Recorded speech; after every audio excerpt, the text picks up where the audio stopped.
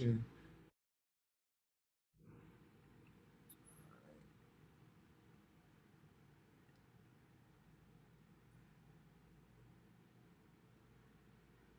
right, so we should all be back. Cool. So what was discussed in the breakout rooms? We had 3 points of inquiry. Who wants to share what was discussed in their group?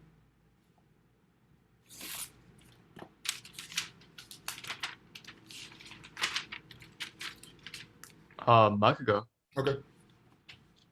So basically, we thought that the MAAT was a clear set of like moral ideals for the Egyptians, and it was basically like a principle slash order of rightness in towards nature and society that was established at the time of creation. And it's like basically what's right, correct, law, order, and truth. And then it also had like the declarations of innocence, like those are like the actual sets of like ideal norms. And then what's it called? We also thought that it was related to the one that Ptahhotep he Mm-hmm. wrote because that was also like a set of norms that he wrote for them. And so yeah, and then the question that we also had was like who wrote the map, because we didn't it didn't say like who wrote it. Mm, it's a good question. I'll take some time in my notes, kind of hopefully addressing that for you guys. Who else wants to share?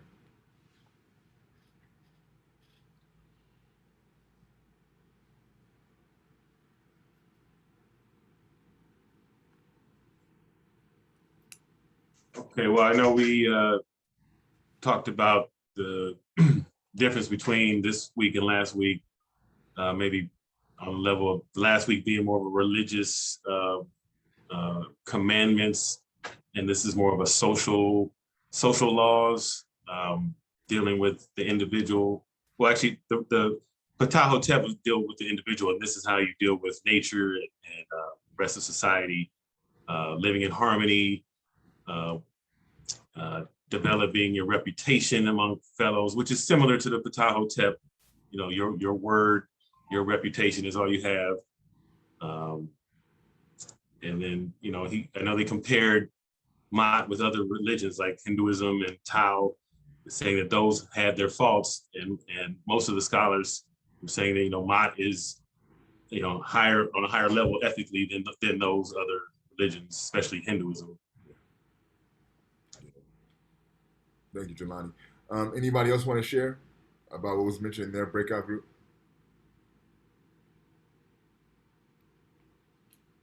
What are some of the questions that were posed in the breakout groups?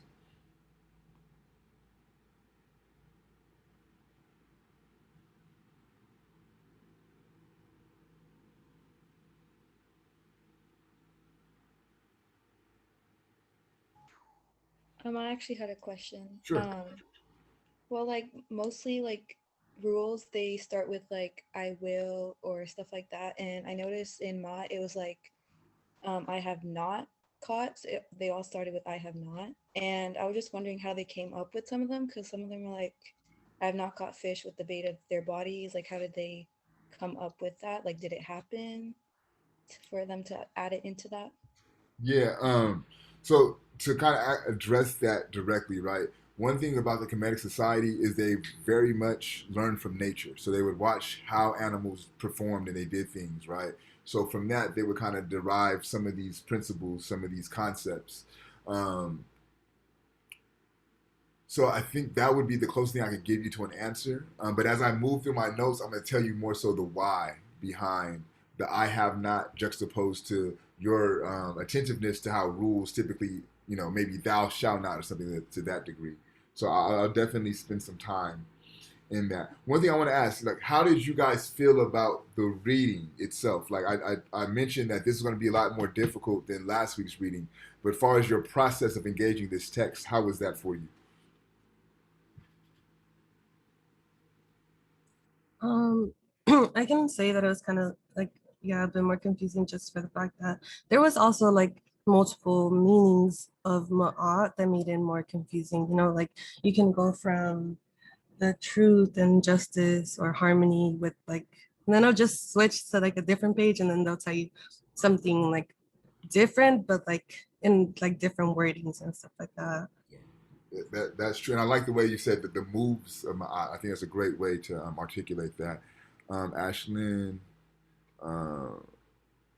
wasn't too bad overall, but it is definitely more difficult. Did anybody get kind of caught up, tripped up, or confused even by like all of the names, the dates, and the page numbers? Like, it was anybody find that confusing or kind of hard to navigate? Okay, Yeah, so yeah, I'm sorry. I was gonna say like yeah, I got confused like most of the time because like I was reading it and then like it says the author's name and what they interpreted MAAT as. So I was like, okay, this is kind of confusing. And when we switched to another page, we're like, oh, okay, they interpreted differently in this page. yeah. So like yeah, I was kind of caught up on the different authors and stuff.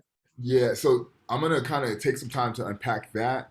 Also, for me, like I can't fucking stand like APA and like because of how confusing the framework of the writing style is. Like for me, I'm more apt to Chicago style because instead of all that parentheses, last name shit, you just put like a little number one and you find that at the end of the page, you keep it. It just to me, it keeps the flow and the integrity of the writing juxtaposed to APA kind of really breaks things up and it makes it a lot more difficult than it has to be. So I'm going to read some of the text and kind of go through these things to help maybe clarify a lot of what may have been confusing for you guys. So this is the text itself. Ma'at, the moral idea in ancient Kemet, or Egypt as it says, thick ass book. It's pretty comprehensive. The author is Maulana Karenga. He is the chair of Afrikan Studies at Cal State Long Beach. He's also the creator of the holiday Kwanzaa, and he is a central figure in the US organization of the 1960s that rivaled the Black Panthers, which we'll get into a little bit towards the end of the semester. But I'm going to start on page 5. The opening paragraph under the conceptual ideal, towards the middle is where I'll start at. And this passage I like to start with because it's generative in the sense of instructions for writing, and then it's a great use of an argument and counter argument, right? So I think we'll start there for those purposes. So I'm starting with a sentence that starts with Ma'at, however. So Ma'at, however, is highly polysysmic and apt to strike one unfamiliar with the conceptual elasticity of such ancient and central terms as lacking categorical preciseness and thus analytical utility. So all that fancy language is saying that those unfamiliar with the historical nature of Ma'at, right, and its elasticity, its ability to be morphed, changed, right, could view its lack of categorical preciseness as problematic for analytics, right? That's why you have the and thus analytical utility, right? So they're saying that because of its elasticity, it's not good for analytical utility, right? This is the opening claim. But then Karenga is going to counter that argument with his real argument, right? Then he continues, actually. So actually is a term that lets you know a counter argument's coming, right? Actually, this conceptual elasticity, which at first glance might seem problematic, on deeper inquiry proves promising due to what? Morin's. So we know it's the last name of the author. You have the parentheses. You have a year, 1984. That's the year of the publication, right? Then you have comma 16. That's the page number that this reference is being pulled from. And then we see in quotation marks, we know that's what Morin's himself is saying, okay? To help kind of make sense of all that. So we know that Morin's calls Ma'at a rich treasury of meaning, okay?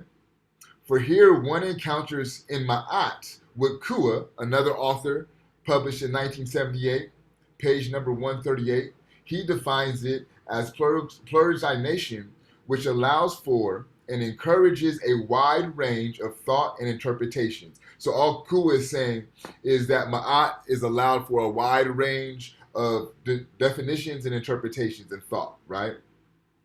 Moreover, within the framework of a monotheistic ontology, which as Feinstad, another author, published in 85, 1986, 1989, notes, is central to the Kemetic worldview.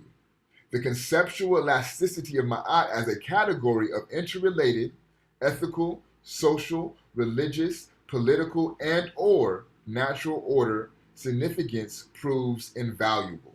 Okay? So one, especially in this text, you know when you see a last name, she's going to be referencing that author, right? When you see in parentheses the year, that's the year of the publication, comma, the date, the page number where you would find that reference, right? So that's just to help you guys kind of get through that confusion. But really what he's saying here, right? This idea of conceptual elasticity that Ma'at presents becomes very helpful and useful in understanding Ma'at, right? Because it has various interrelated spheres, one of them being religious, one of them being ethical, social, political, and natural, right? So if you don't understand the elasticity of Ma'at, it won't make sense for you as to how Ma'at could fit in the political realm, the religious realm, the social realm, and the natural realm.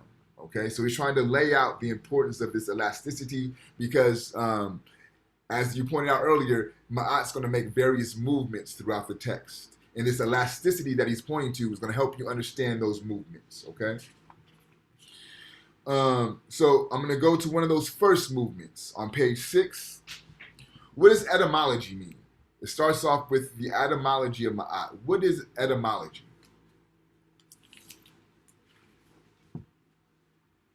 Fancy philosophical word, but what does it mean? Like the origin of words?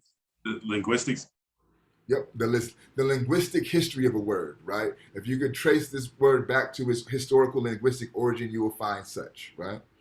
So what Karenga is arguing, the etymology of Ma'at, and he gives us some hieroglyphics or some netter, suggests an evolution, right? So it's like a change from a physical concept of straightness, evenness, levelness, correctness, right? So for me, what I thought about when reading this, I thought about a ruler and I thought about a leveler, right? Because if you think about what those tools do, they make sure that physical things are straight. A ruler makes sure you draw a straight line. You hang a photo up, you use a leveler to make sure that that photo is straight and right and correct, right? So it evolved from this physical characteristic, right, or concept, and it would be depicted as the wedge-shaped glyph or the wedge-shaped hieroglyph, and it shifts to a more general concept of rightness, including the ontological and ethical sense of truth, justice, order, righteousness, order, in a word, the rightness of things, right? So we know that from this passage, Ma'at shifts from a physical thing that makes sure that physical material things are set in order the way that they should, to a more general concepts that will embody rightness, right? So whatever you do is going to be in order with truth, justice, harmony, balance, order, reciprocity, propriety, right? So it's more of a general sense. So that's the first evolution of Ma'at.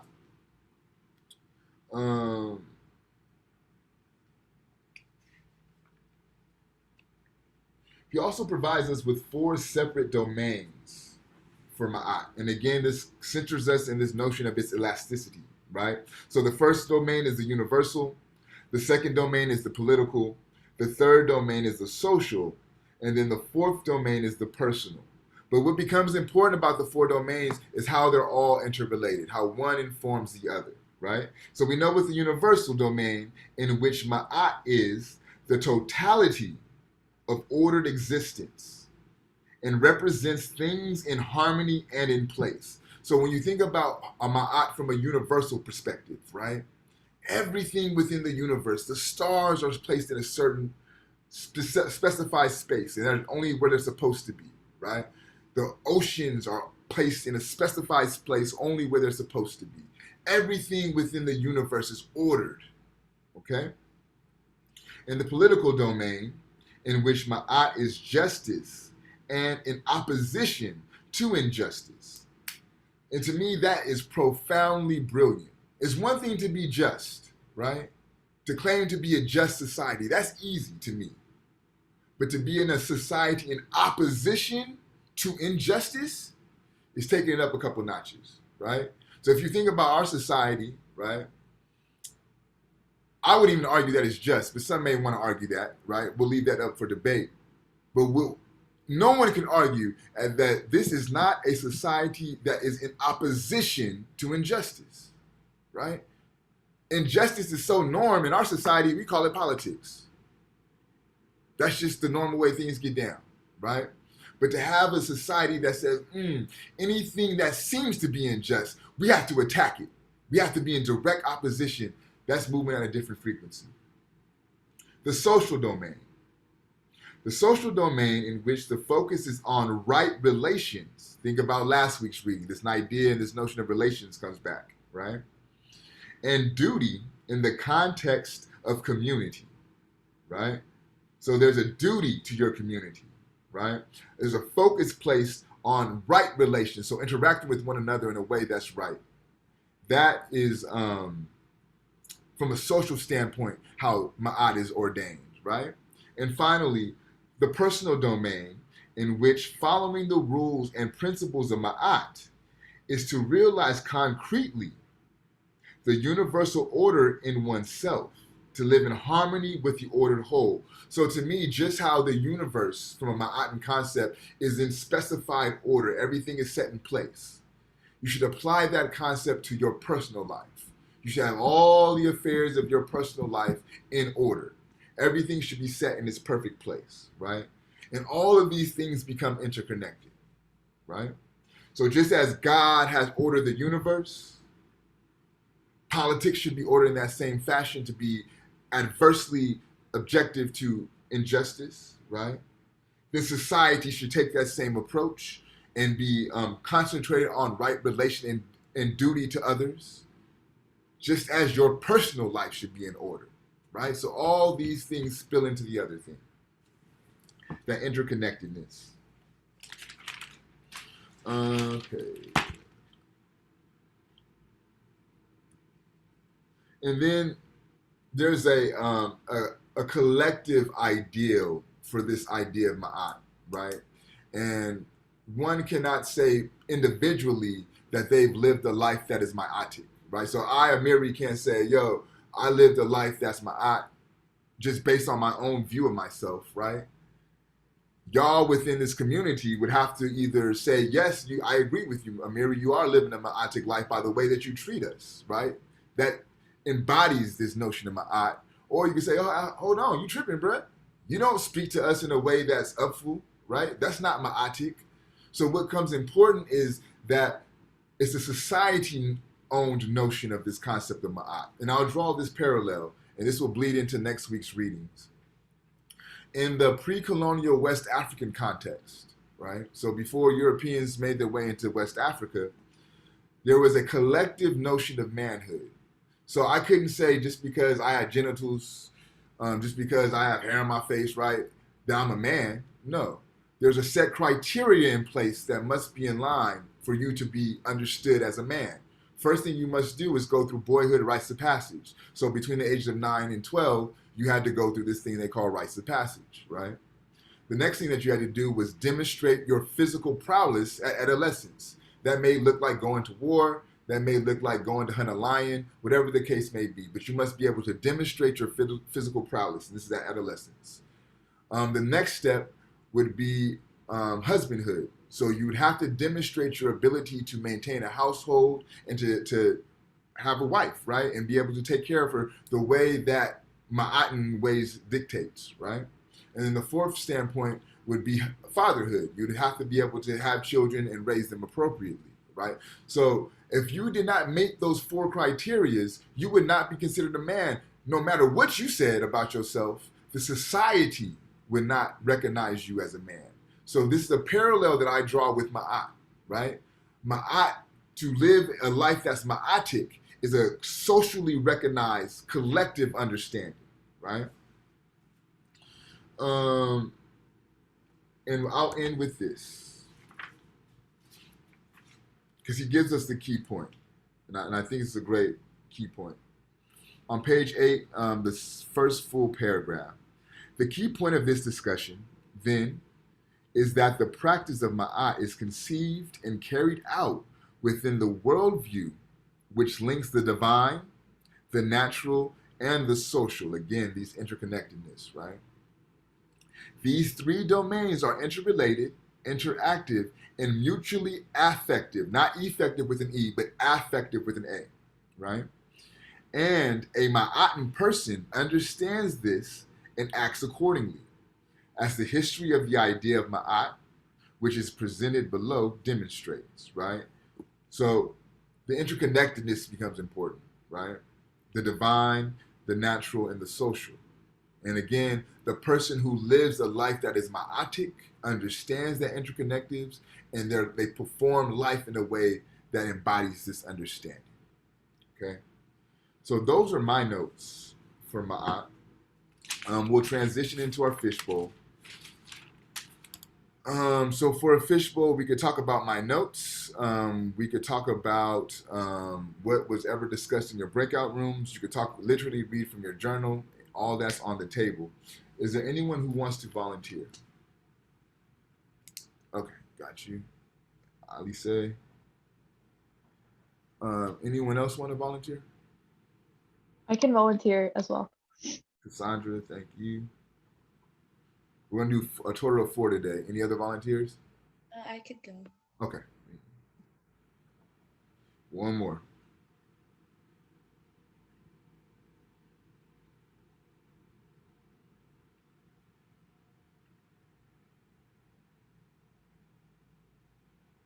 Ashley, no, they don't. Just to answer your question. I can jump in there today as well. And then Jelani. Perfect. So for today's fishbowl, we have Alice, Cassandra, Remy, and Jelani. So whoever wants to start it off, it's on you. I could start. Okay. So you discussed like the 4 criterias of being a man in like the MAAT, and I was just like wondering, are there any criterias of like being a woman, if that was ever discussed in that? Yes, there is a whole separate stages that they would have to go through for the women. But keep in mind, Remy, when I'm talking about that, it wasn't pertaining to Ma'at. That was pertaining to like pre-colonial West African tradition. I do male rites of passage, so I'm a little bit more knowledgeable about that just because I do rites of passage work for men. I'm really not too sure what those criteria are for women, but I do know that they have their separate rites of passage and they have their own set of criteria as well. Okay. That was just my question. Okay. That worked. Okay. I can go next. Okay. In my notes, I've written multiple bullet points about this text, and I say that Ma'at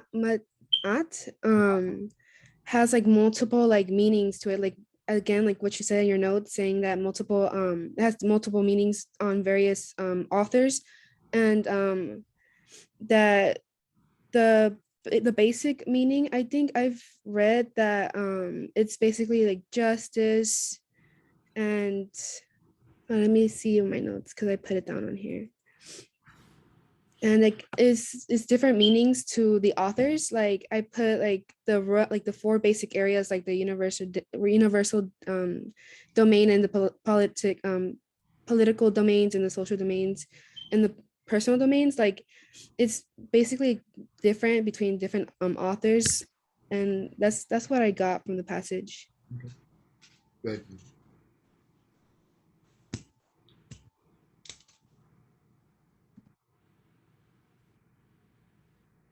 Yes, I go ahead.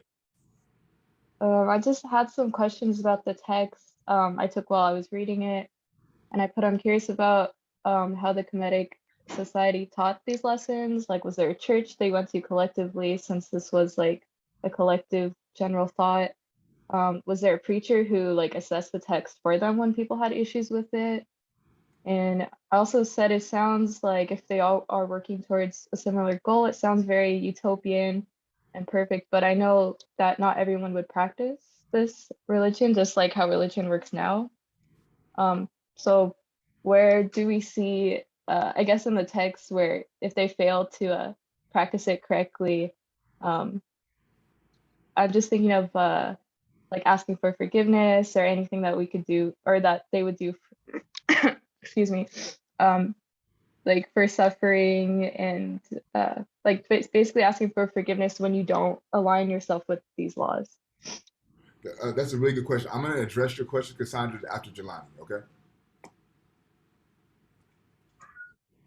Well, I was just, in terms of all the quotes from the different authors, I found that pretty impressive just to see all these researchers coming to the same conclusion. Just, obviously they try and dismiss these types of, anything that's African or Cometian that's not Greek or whatever. So just seeing them come to the root conclusion that, this is a higher form of ethics was impressive. And also seeing how they were saying how you live your life. If you're not moving with nature, then you're moving against it. If you're not, helping society, then you're not helping society. You're sort of setting it back. So they're just saying constantly moving forward, improving yourself, and it also improves society. And so that was just something profound. And I thought, just always think twice about what you're doing, because it has a real impact. Yeah, and I think, Johnny, too, that's where that interconnectedness becomes very generative, because you cannot assume that what you do in nature doesn't have implications on society. So I think that's a really good point. And then to piggyback on your question, your comment about the researchers, but also like the researcher Karenga, because like he read all that shit, right? So everything that he's noting, he did that work to bring that together to get that consensus. So, and that's one of the reasons why I make it known that this is the individual who created Kwanzaa, right? He's right there at Cal State Long Beach, because I mean, from the canon of Black thought, you got to argue that he's one of the giants. He right? wrote the textbook, the history of Black Studies textbook. It was like the preeminent textbook, 1993, I believe. Yeah, so that's the book. Yeah. So, and he's accessible. Like if you shoot him an email, he will respond to you. You know what I mean? He's very accessible. So thank you guys for the Fishbowl. You all did a phenomenal job. So each of you only have one Fishbowl left for the semester. You could, of course, do more, but you're only required to do one more. But I do want to address Cassandra's question, because I think it's a really good question. And I'll use this to open up our group conversation. So I'm going to draw a parallel in addressing your question, Cassandra. So one, you'll notice, this also kind of comes back to some Remy's statements. I have not X. I'll read a couple just so you can see what I'm talking about. But the phrasing becomes very important to me. And the way that they did it is interesting, right? So I'll read a couple. I have not done wrong to people. I have not impoverished my family or friends. I have not done wrong instead of right. I have not known that which does not exist. I have not done evil, right? So pay attention to the phrasing. I have not done, okay? Also, the fact that these are confessions, okay? Now, we know another spiritual text or religious text, the Bible has the 10 Commandments. How are the 10 Commandments phrased? Thou shalt not. Thou shalt not, right? So be attentive to the distinction between I have not and thou shalt not, right? There's a tense that's there that becomes important. Thou shalt not is future tense. You better not do this. I have not is past tense. This is what I've done. This is how I've lived my life, right? So this is where this comes to play in real time. So for those who are familiar with the Catholic religion, it's the idea of purgatory, right? So before you go either to heaven or hell, you kind of sit in the middle to find out what's going to happen to you. The Comex has something kind of similar. But what happens is, while you're waiting to find out whether you go to heaven or hell, so to speak, you have to state the 42 confessions of MAAT, right? And the goddess would sit there along with the Enbis and a couple other deities, and they would listen to you read the confessions. While you read these confessions, your heart is on a scale with a feather, right? And as you say, I have not done wrong to people. I have not impoverished my family or friends. I have not done wrong instead of rights. If you are able to say these things truthfully, right, then your heart will be light as a feather and you're able to successfully go on to the afterlife. If you say these things, I have not done wrong to people, I have not impoverished my family or friends, and you're not saying them truthfully, then your heart will not be as light as a feather, and you will not be able to navigate the afterlife. I'll show you guys an image real quick. So, let me move this real quick. Actually, that's not the one I want. This is better. Okay. Can you guys see this image here where my cursor's at? Okay. So if you look, we have, let me see if I can make it bigger and a little clearer.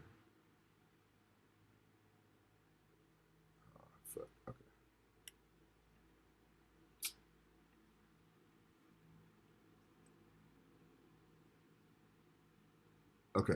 So if you look, this individual here is the one that's stating the 42 confessions. You see on the scale is their heart. On the other scale is the feather. So it looks like this person's heart is a little bit lighter than the feather. You have the god Tahuti, the god of wisdom and scribing, taking down the notes as they state the confessions. You see MAAT here symbolized as this winged creature. And then this character here, this deity is the jackal. So in the event that your heart is not light as the feather, the jackal will take your ka and you will not be able to navigate through the afterlife.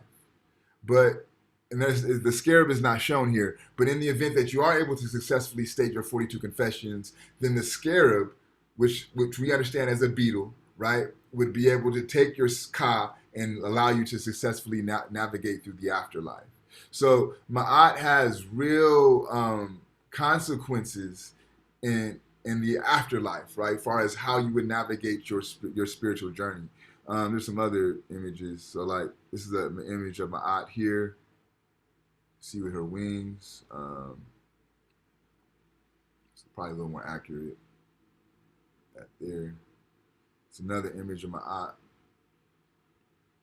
This one here. So to kind of address directly your question, Cassandra, is there a chance to, ask for forgiveness or repent? No, not necessarily, because everything is set up to have you live your life a certain way, right? And I would distinguish this from religion in the sense that, yes, you're right, there's different groups who abide by certain religious principles in our world, right? This didn't operate like that. This was the universal societal order, right? So this was just like the book states, the moral ideal, right? So this is how morals were ordered.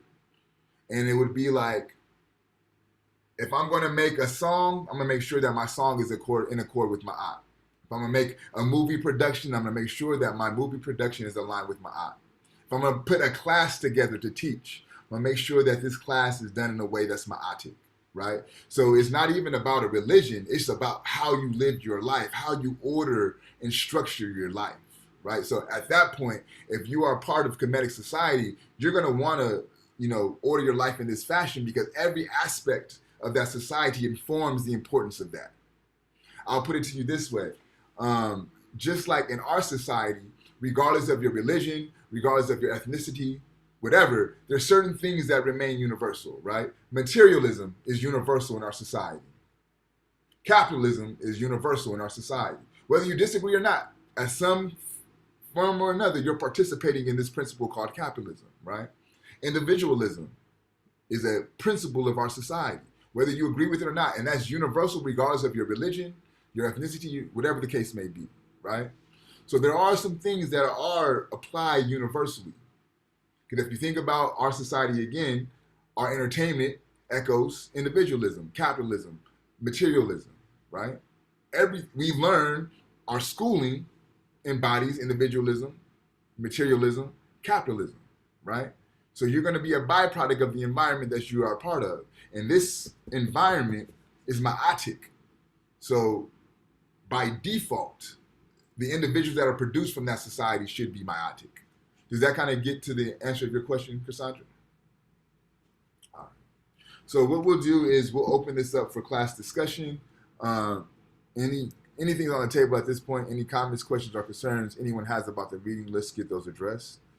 And let's also look to your peers for answers as well. So what are some thoughts on the reading?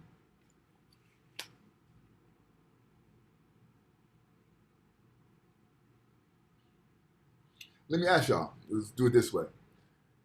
Can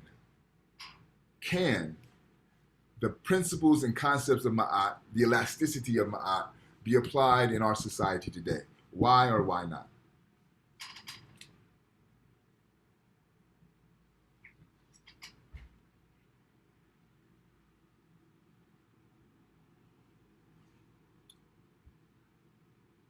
If you're talking, Jelani, I believe you're on mute, bro.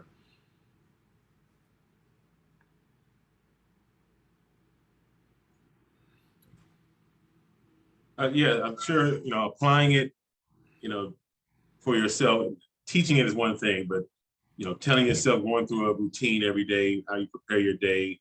I guess if you are preparing to go into fatherhood, then that's a big step. So setting up those different stages in life, you want to do it right.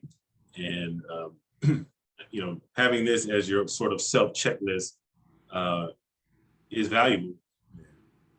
But in terms of teaching it to others, it would come off, somewhat religious. I can see people just sort of just shying away from it, and just you have to just say, okay, go into it yourself and get what you can from it, and come out on the other end a better person. But that this is sort of just a self map. Yeah. So you're talking about that personal domain is really where you can see Ma'at being applied in our contemporary world. Yeah, and in terms of being one with nature, that's also a whole other thing that that's very important. Right now, being recycling and global warming can come down to the individual behaviors. So if think about the planet as a whole all the time, then your behaviors will be affected. Every step of the day, you're doing something to help the planet. So if you just make that your mission right now, just thinking about the climate, that can set you on the right path also. Yeah, that's a really good point, Jelani, because if you think about it, especially when they speak about the interconnectedness, right? There would be no such thing as global warming if we understood that interconnectedness, because you would say, well, damn, I know my actions has great implications on nature, right? So I'm not going to do things that are going to harm nature because I understand those consequences. And that's why Karanga's focus on that interconnectedness becomes so useful and so fecund, because it's true.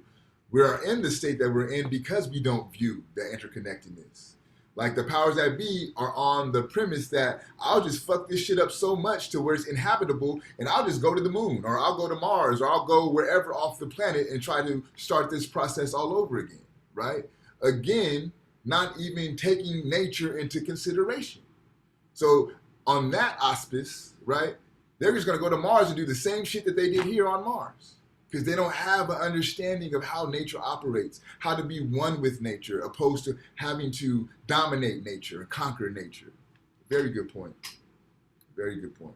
Anyone else? Why or why can't this idea or this notion of Ma'at be applied to our society today?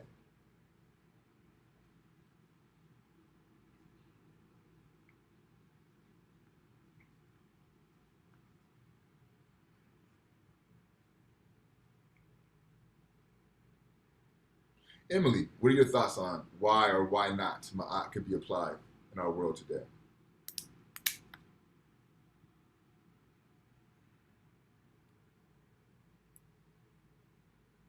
I think that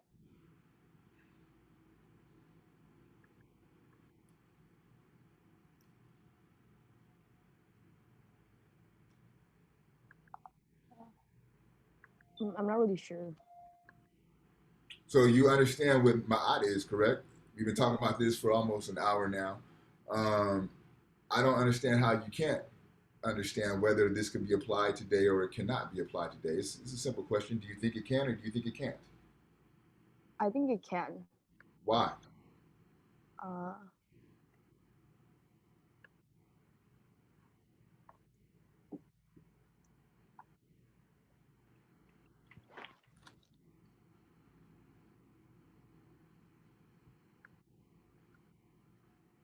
What about it do you think can be applied today?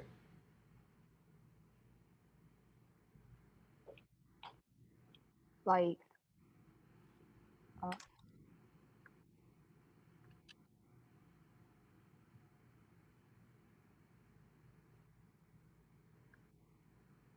So let me rephrase, Emily. Oh.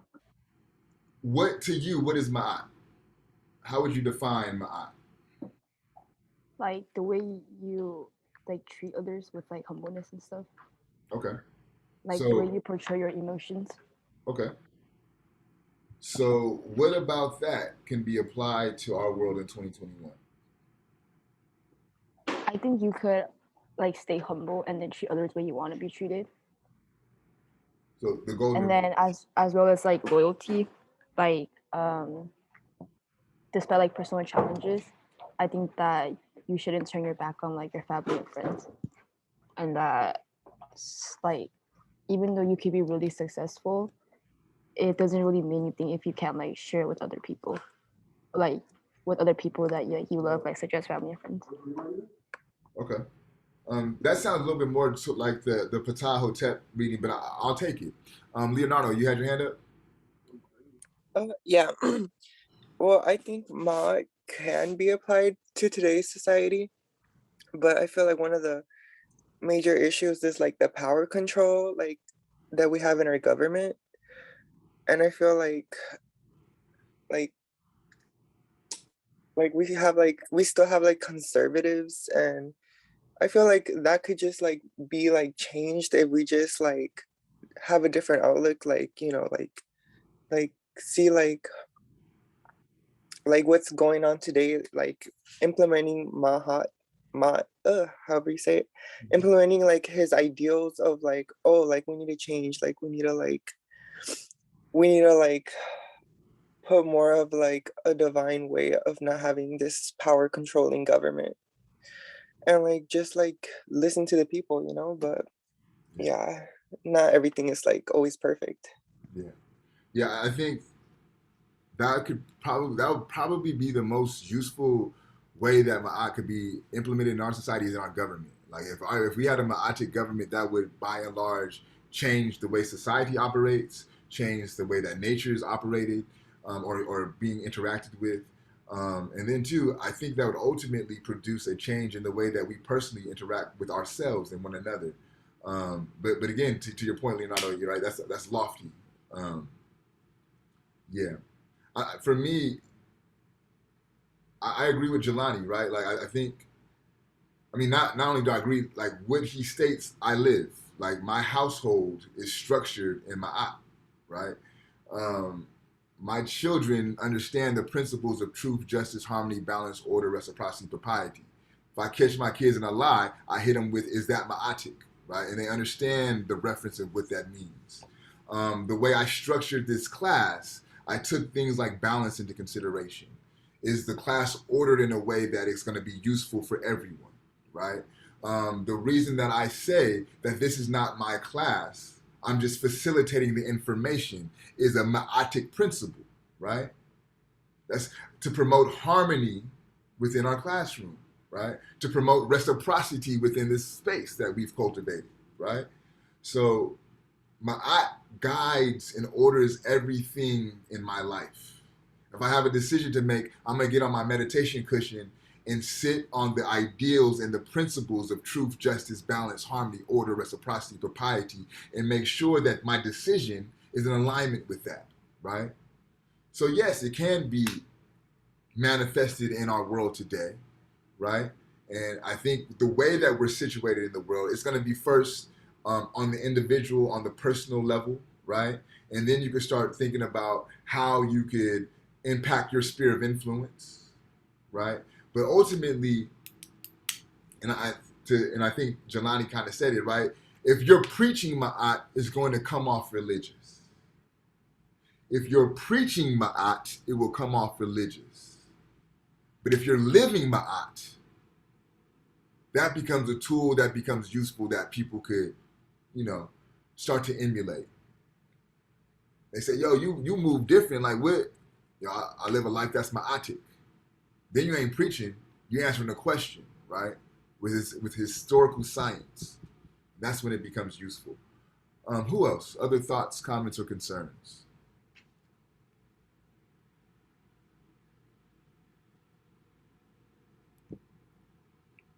Go ahead, Nicole. So I kind of want to go back to what you were saying. So how someone like was something that kept everything in balance. I think it kind of also has to do with the the way that back then they were kind of introduced to what MAAT was. So, you come in today's like society and I never knew about anything about MAAT until coming into this class.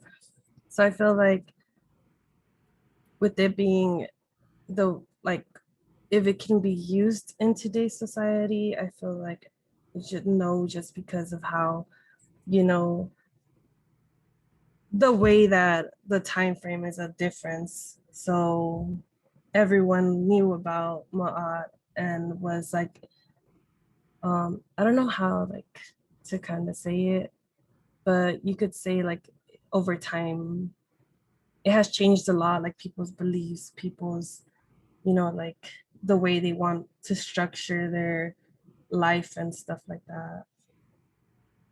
So yeah. Yeah, I think also, Nicole, that's the changes are a reflection of societal changes. Not too many people go outside of what the normative order of society are. Those people are typically positioned as rebels, criminals, or outliers, right? Those who choose to go outside the social norm of a society. Um, and I think what happens is, as the society if society evolves, right, and you start to reflect what the values of that society are. Let me see. So I'm looking at the chat. He says, if you break any of the 42 confessions of innocence, does that mean that you aren't ma'atic? So I think keep in mind the elasticity of it too, right? But in that moment, no, right? Like once you make that decision, that's not truthful, that's not harmonious, that's not just. Then yeah, at that moment you are out of myotic life, right? But I don't think it's a totalitarian type of thing to where, oh, you broke one confession and now you're fucked. I don't think that's how it operates, right? It's really about to constantly to reassure you and constantly to get you to think about, man, I want to make this decision that's ma'atic, right? It's almost like a continual meditation or affirmation that you say to yourself over and over to help guide your decision making. Does that kind of answer your question, Christian? Go ahead, Alistair. Sort of. Okay, what am I missing? I was confused because you said everyone's saying like, I guess yes, it could be implemented into like today's society, but I thought maybe what I got was that it couldn't because I guess it says like all of these 42 innocences, they're all past tense in like your life, and like if you break any one of these, like I guess you can't go on into the afterlife. So wouldn't like people today, if like a lot of people have obviously like have broken a lot of these, so like I guess they wouldn't be able to go in the afterlife.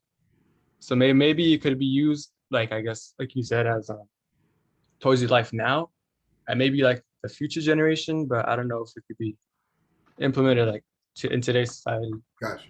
Yeah, it would be hard, right? But then so here's the thing too.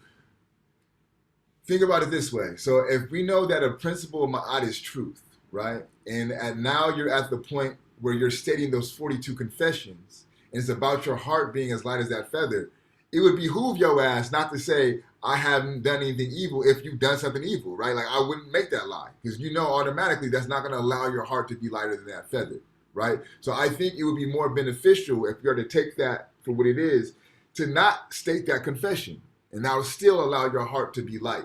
So that's one way that I could think of that we can implement, that we would be able to implement that in our society and still not account for people's past actions, if that makes sense. Allison? Yeah, I was gonna ask, can like meditation be a form of mahat? Yeah, I would say so in the sense that it allows you to be closer to that true being. I don't know. Did we talk about that in this class? I don't think so. Let me read this passage real quick, and I'll show you how meditation can relate to that.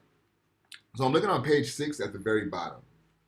The ideal of knowledge, that is to say, the love of science, the aspiration for knowledge, and more precisely, for the knowledge of true being. And to me, the knowledge of true being, right?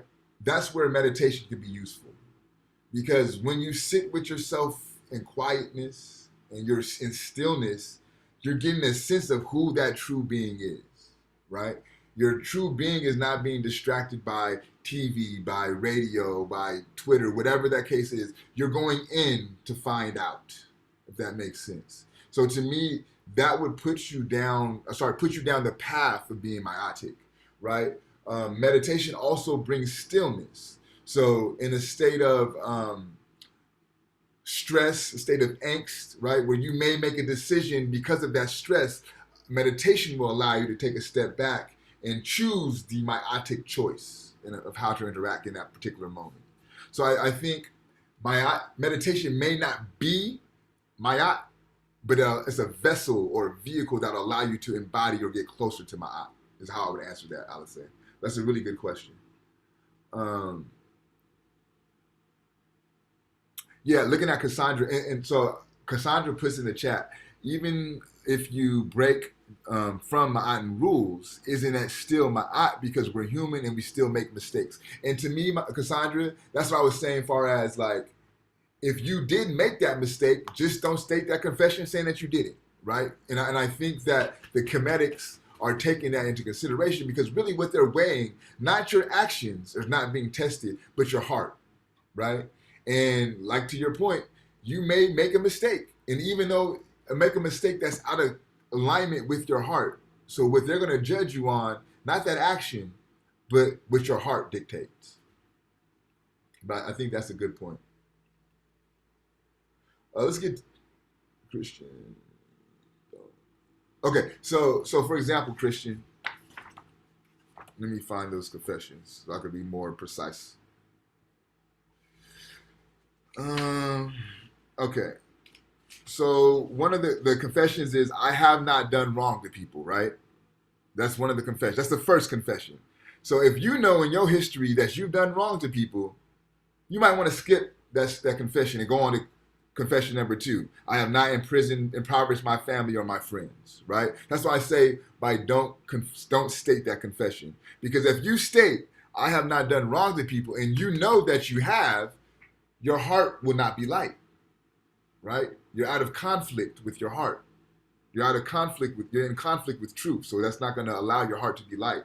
So you might want to omit that statement, plead the 5th on that confession, and move to the next. Does that, you get what I'm saying with that, Christian? Oh yeah, so it's basically just like, I guess when you go to the jackal, I guess. Right. But don't just skip it. Yeah, first. I bow out on that one. Yeah. Don't you have to say all of them? Or you better not say that, or say I have done wrong, right? Just to keep it 100. Oh, okay, I get you. You feel me? Like the key is not more so the action, but the state of your heart, right? They're not putting your actions on the scale. They're putting your heart on the scale. So they're judging your heart. Does that make sense? Yeah, I got you. Thanks. Yeah. Okay. Let me ask you guys this, and we'll close it off with this question. What do you think the significance of Ma'at being a woman? Because she embodies a woman. It's a goddess. It's the goddess Ma'at. What do you think the significance of that is?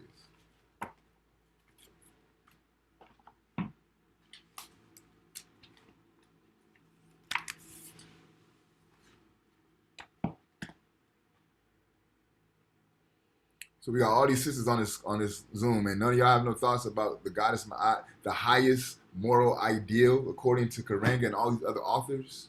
As a woman, y'all got no thoughts about that? I can say something. Please. What's it called? As a woman, I feel like she represents like peace and injustice, like the Statue of Liberty. The Statue of Liberty, like she's like representing peace and freedom. So I think that like as a woman, like she's like representing peace. Go ahead, Cassandra. It might be a little outdated, but I'm thinking that women have the power of conception. So this idea of bringing life representing life, power of life. Yeah, this kind of ties back to the conversation the previous class was having around this. Because we got into the conversation of this idea of God being a woman, right? And I said, well, to me, if you think about how nature performs, right, women have more godlike qualities than men. Women actually give birth, right? So when you talk about, I also understand God to be a creator, right? No one is the biggest creator on this planet than the woman, right? So if you think about the qualities and the characteristics, women embody that.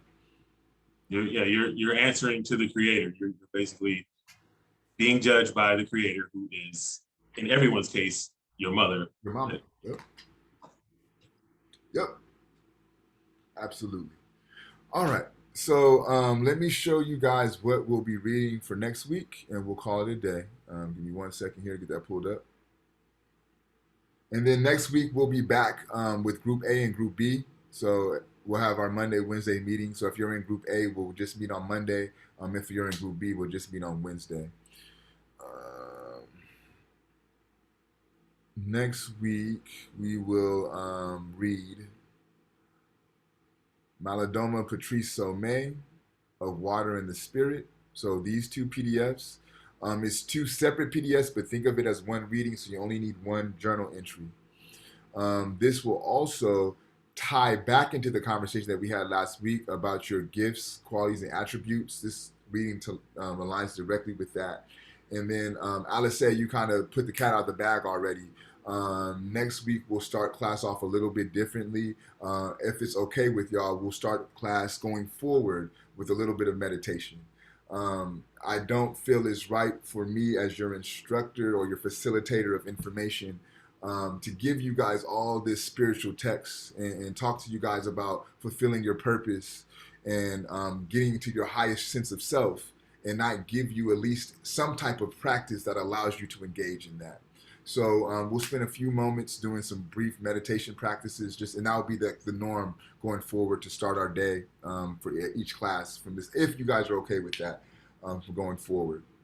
So that is that. Y'all have a good weekend. Stay exercised up, stay healthy, stay watered up, get some sun. That vitamin D is important. Be well, y'all. Peace.